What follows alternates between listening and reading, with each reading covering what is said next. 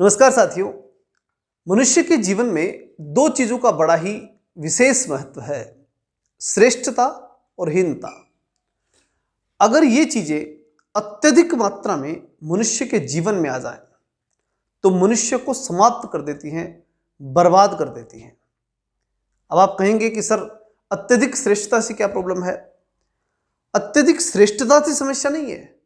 अत्यधिक श्रेष्ठता का भाव अगर मन में ज्यादा पैदा हो जाए कि मैं दुनिया से श्रेष्ठ हूं, मैं उससे भी श्रेष्ठ हूं, मैं उन लोगों से भी श्रेष्ठ हूं और मैं इस क्षेत्र में भी श्रेष्ठ हूं, हर क्षेत्र में अपने आप को श्रेष्ठ मानना शुरू कर दे, तो बड़े ही विनाश की स्थिति पैदा होती है।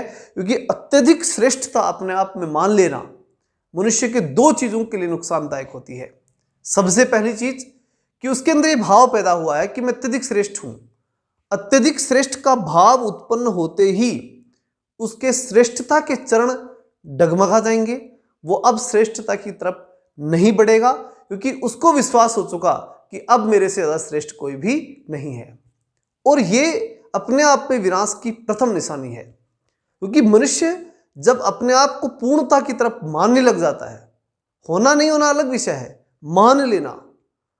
जैसे मान लीजिए आप पढ़ रहे हो और पढ़ते पढ़ते किसी विषय के ऊपर विशेषज्ञता हासिल की और आपने कहा कि हम श्रेष्ठ हो गए, अब मुझे सब कुछ आता है, मैं श्रेष्ठ हूं। उस दिन मान लीजिए आपने सीखना भी बंद कर दिया है। ये एक बहुत बड़ी और गहन चिंतन का विषय है। इस पे पूरी बात को मेरे को सुनने का प्रयास करना, निश्चित रूप से जीवन को एक अच्छी दिशा आपको मिलेगी। इसमें एक छोटी सी कहानी मैं बताऊं आपको कि एक बार एक जो है मूर्तिकार था। अब मूर्तिकार जो है वो मूर्तियां बनाता था, तो उसका बेटा भी यानी उसका जो बच्चा था वो उसे सीख रहा था कि भैया मूर्तियां कैसे बनती हैं और किस प्रकार से उन्हें श्रेष्ठता का दर्जा मिल पाता है, लोग उन्हें पसंद करते हैं और किस प्रकार एक अच्छा कलाकार बना जाता है, ये वो सीख रहा था। और सीखते सीखते उसने बहुत अच्छी मूर्तियां बनाना शुरू कर दिया। और जो वहां पर जो ग्राहक आते थे वो लोग हर बार उसकी प्रशंसा करते, उसके पिता के सामने आकर उसकी प्रशंसा करते और उसे कहते कि भैया आपसे भी बेस्ट बनाने लगे आपका बच्चा, तो और बिल्कुल श्रेष्ठ चीज बना के देता है और आप तो उसी की बनाई हुई मूर्ति लेकर के जाएंगे। इस प्रकार की बातें जब होने लगी तो वो भी दुकान में सुनता था। अब वो क्या करता था, जो उसका पिता जो था, उस बच्चे का पिता, वो हमेशा उसके अंदर जब वो ग्राहक आकर एक बहुत ज्यादा बड़ाई करता तो कुछ कमी निकाल देता कि नहीं नहीं आपको समझ में नहीं आया, उसमें वो कमियां थी जो आपके पकड़ में नहीं आई, वो एक कलाकार ही पकड़ सकता है। और ऐसे करते करते कई दिनों तक वो ऐसा करता रहा और उधर वो श्रेष्ठतम मूर्तियां बनाता रहा कि ये कमी बताई ना, इसको और दूर करूंगा, क्योंकि पिता कमी बताता था और पुत्र उस कमी को फिर दूर करता था। कमी बताना, उसे दूर करने का काम, ये प्रोसेसिंग चल रही थी। पहले ग्राहक आता, उसके बेटे को श्रेष्ठ बताता, उस श्रेष्ठता की बजाय उसका पिता जो था वो उसमें कमी निकालता और फिर वो पुत्र जो है वो उसमें से उस कमी को दूर करता। और वो इतनी शानदार मूर्तियां बनने लग गई कि उस अनुपात की मूर्तियां पूरे विश्व में ना हो, ऐसी कल्पना लोग करने लग गए। अब एक बार जो है एक व्यक्ति आया दुकान पर और उसने कहा कि तेरे पिता जो है वो तेरे दुश्मन है क्या? जब भी हम तेरी बड़ाई करते हैं, श्रेष्ठतम चीज बनाता है तो हम तेरी बड़ाई करते हैं और वो उसके अंदर जबरदस्ती कमी निकाल देते हैं, तो तेरे साथ तो ये अन्याय हो रहा है। और उसे दो बात एक्स्ट्रा उसे कह दी।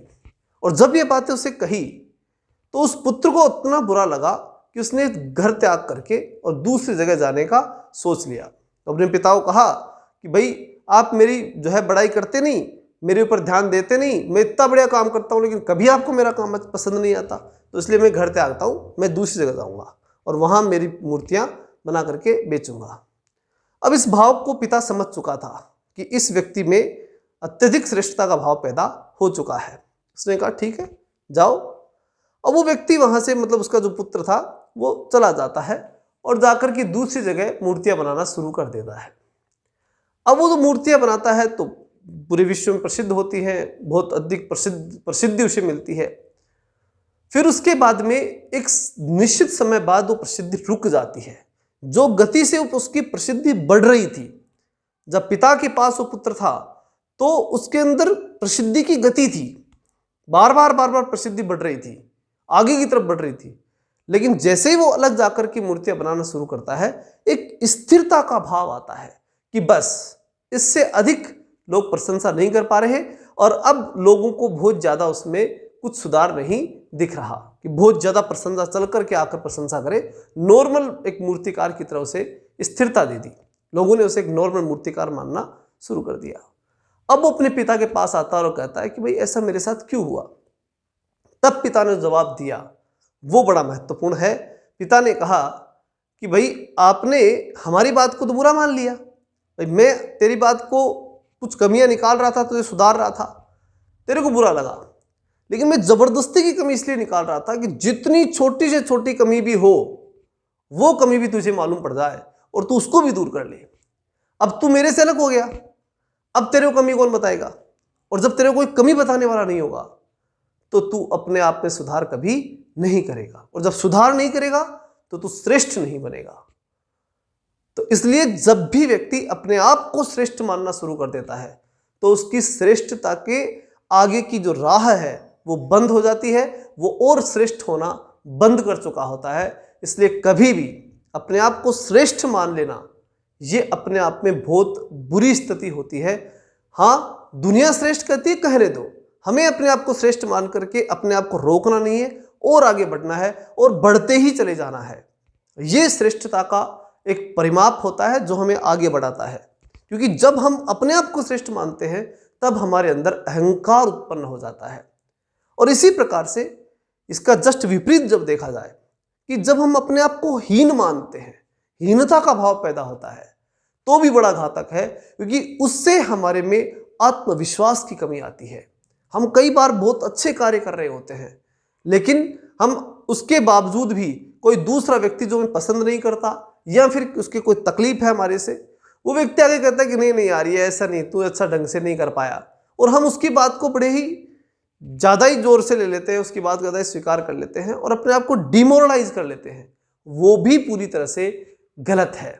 हमें अपने आप को गिराना भी नहीं है और अत्यधिक अहंकार, अत्यधिक जो है श्रेष्ठ मान के अहंकार भी नहीं करना है। तो फिर हमें करना क्या है, हमें संतुलन बनाना है। मध्यमा प्रतिपदा का जो सिद्धांत जो बुद्ध ने दिया था उस पर चलना है।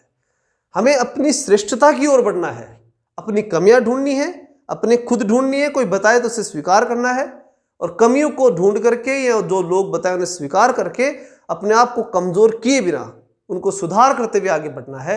यानी किसी भी स्थिति में अपने आप को हीन नहीं मानना और अपने आप को अत्यधिक श्रेष्ठ नहीं मानना, और बिल्कुल संतुलित अवस्था के साथ आगे बढ़ना है।